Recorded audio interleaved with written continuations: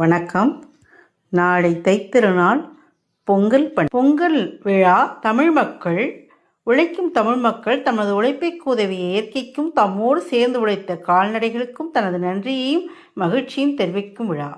உழவர்கள் மழையின் உதவியால் ஆடி மாதம் முதல் உழைத்து சேர்த்த நெல்லை மார்கழியில் வீட்டிற்கு கொண்டு வந்து தனது உழைப்பின் பயனை நுகரத் தொடங்கும் நாளை தைப்பொங்கல். மஞ்சள் தோரணங்கள் கட்டி புது அரிசியில் பொங்கல் பொங்கி கரும்பு உண்டு கொண்டாடப்படும் பொங்கல் விழா தமிழர் திருநாள் என்று மகிழ்வுடன் அழைக்கப்படுகிறது. சூரியன் தன் வான்வழி பயணத்தில் மகர ராசிக்கு மாறும் நாள் என்பதால் மகர சங்கராந்தி என்று நாம் இதை போற்றுகிறோம். இந்த பொங்கல் விழா கொண்டாடப்படும் போது என்னுடைய இளமை பிராயத்தினுடைய நினைவு வருகிறது. அதாவது 80-90களில் சிறு பிராயத்தில் இருந்தவர்களுக்கெல்லாம் கட்டாயமாக இது நினைவிருக்கும். பொங்கல் வாழ்த்து அட்டை என்று அப்போது உண்டு. இப்போல்லாம் வாட்ஸ்அப் காலம், ஃபேஸ்புக் காலம், எல்லாம் இன்ஸ்டாகிராம், எல்லாத்துலேயும் நம்ம மீடியாவில் அது மூலமாக தான் வாழ்த்து தெரிவிச்சுக்கிறோம் எல்லாருமே பொங்கல் வாழ்த்துக்கெல்லாம்.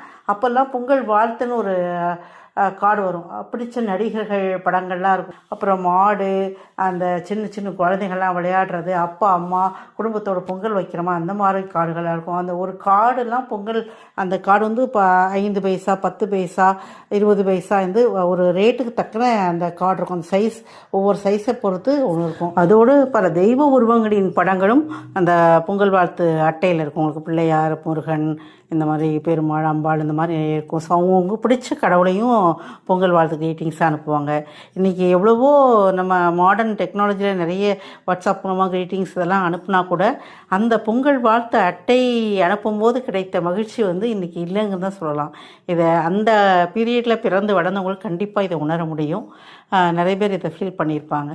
அவ்வளோ ஒரு சந்தோஷமான காலமாக இந்த பொங்கல் வாழ்த்து கார்டை அனுப்புவது ரொம்ப பிடிச்சமான விஷயமா பிடிச்சவங்களுக்கு உனக்கு எத்தனை கார்டு வந்திருக்கு, எனக்கு எத்தனை கார்டு வந்திருக்குங்கிற அதை எண்ணுவதையும் போட்டி போடுவதுமே ஒரு மகிழ்ச்சியான கொண்டாட்டமான காலமாக இருந்தது.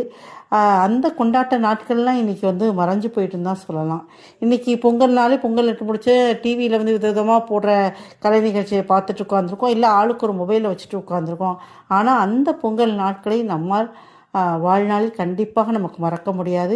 நம் குழந்தைகளெல்லாம் அந்த சந்தோஷத்தை இழந்து விட்டார்கள் என்று தான் நாம் நினைக்க தோணுகிறது. நம்முடைய பாரம்பரிய பொங்கல் விழா மிகவும் மகிழ்ச்சியான விழா. அந்த விழாவை இன்றும் நாம் மகிழ்ச்சியுடன் நம் குழந்தைகளுடன் குடும்பத்துடன் சேர்ந்து கொண்டாடுவோம்.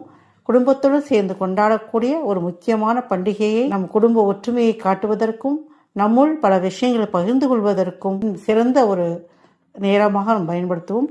அனைவருக்கும் இனிய பொங்கல் வாழ்த்துக்கள்.